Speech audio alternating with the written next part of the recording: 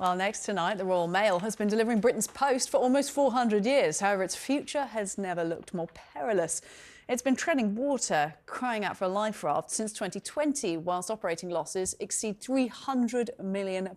Now it's over to Ofcom, which regulates Royal Mail. It's producing a report. Ofcom is expected to outline how businesses can adapt and survive. One cost-cutting solution being mooted is axing Royal Mail's Saturday postal service, delivering Monday to Friday only, a suggestion not currently favoured by the government. So as the clock ticks on the future of the postal service, can it be saved? Is it worth saving at this point? Joining me now to discuss this, Sun's correspondent Martina Bet. Martina, thank you for making time.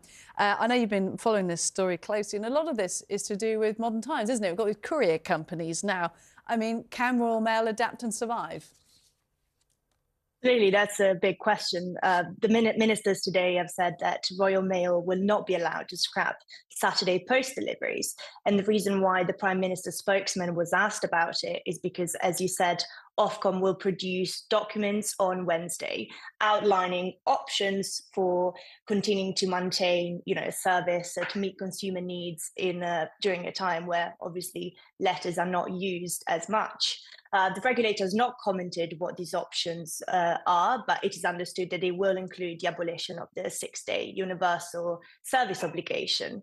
Royal Mail itself has called for this, for Saturday letter deliveries to be ditched, because they're arguing it's simply not sustainable. I think the chief executive has said that they are maintaining a network that used to be able to deliver 20 billion letters, and it's now looking around 7 billion letters.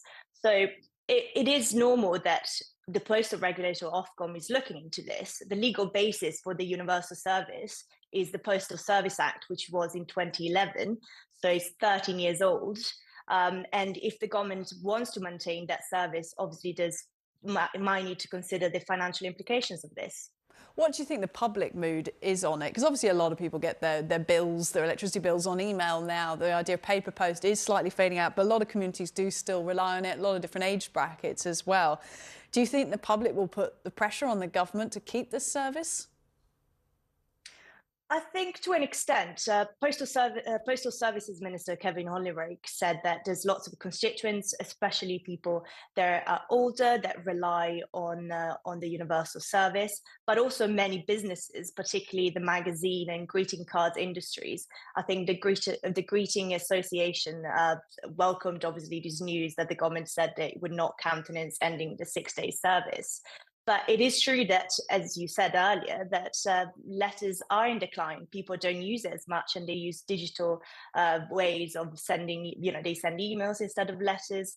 So I think this will get to that point. You will get to the point where letters will not be delivered 6 days a week, as we see in other countries around Europe.